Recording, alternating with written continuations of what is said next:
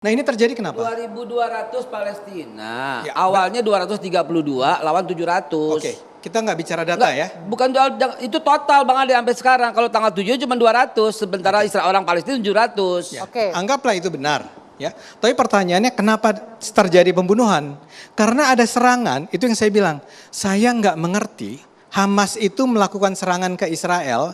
Anda nggak yakin dengan kekuatan Hamas? Artinya ada yang membackup di balik itu? Bukan. Atau apa? Anda itu Hamas itu sangat lemah dibandingkan dengan Israel. Oke. Kalau saya jadi orang Palestina, saya tahu nih kalau saya serang Israel, Israel akan membalas dan terbukti dibalas. Ya, Jadi pembalasan ini apa? Pembiaran terlebih dahulu agar bisa membalas enggak. lebih besar. Anda begitu? kok memotong saya? Gimana? Saya bilang tidak ada pembiaran. Hamas menyerang Israel. Ya, kan Anda bilang Anda nggak yakin Hamas bisa punya kekuatan seperti itu. Lalu poinnya adalah? Poinnya adalah ya pasti dihabisi lah.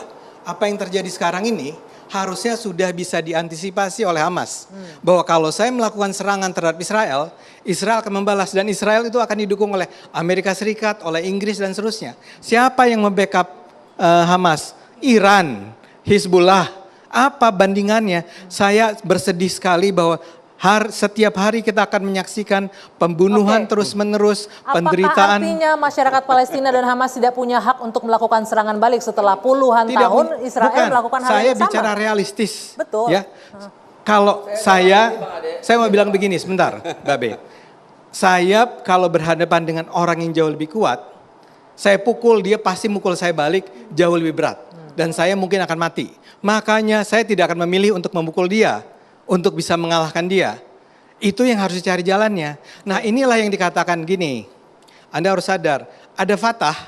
Fatah inilah yang mengatakan kita nggak bisa memperjuangkan kemerdekaan Palestina dengan cara berperang melawan Israel.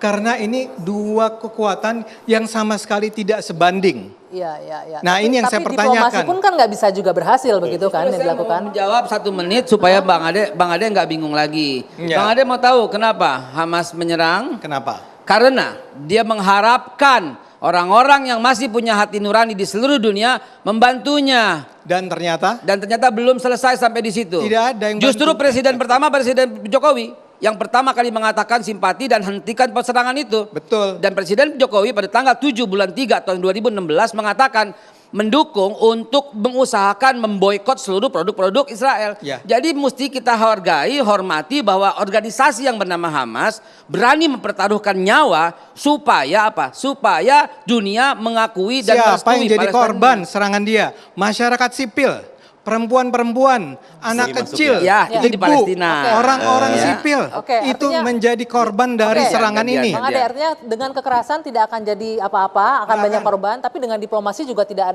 ada hasilnya juga, Bang Mardhani. Saya mau Sebentar, masuk begini. Hidup itu tidak melulu rasionalitas, tapi ada harapan dan ada kepercayaan.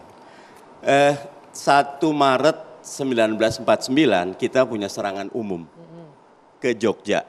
6 jam Jogja bisa kita kuasai. Habis itu kita ada invasi agresi 1, agresi 2. Buat teman-teman kita di Gaza, dan ingat kalau Anggi lihat bukan cuma Hamas loh di situ. Ada yang Far East juga dukung juga. Karena di yang pakai tudung merah itu bukan Hamas. Jadi itu bukan Hamas, itu kelompok kiri bahkan. Jadi yang nyerang ini bukan cuma Hamas. Hamas kelompok kanan nyerang.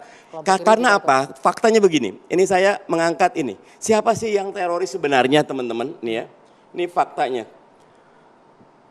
Dari 2008 sampai 2023, 6.400 warga Palestina yang meninggal, cuma 300 warga Israel yang meninggal.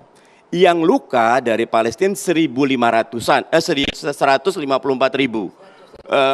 Yang Israel 6.000. Nah, nanti ini di Kompas, tegas Kompas mengatakan begini. Mbak Monik mungkin harus datang ke Gaza. Gaza itu neraka dunia. The biggest prisons on the earth.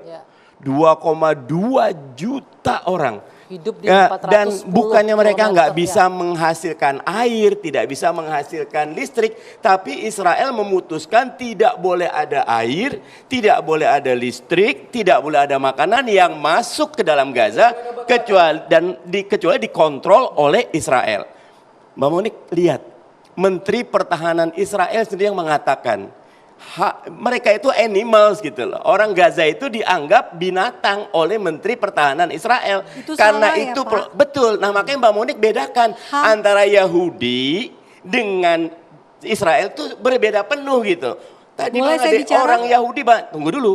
Nah, sekarang kata kuncinya adalah yang dilakukan oleh warga Palestina, baik yang di Gaza maupun di Fatah, itu sudah hampir habis harapan tentang two state solution.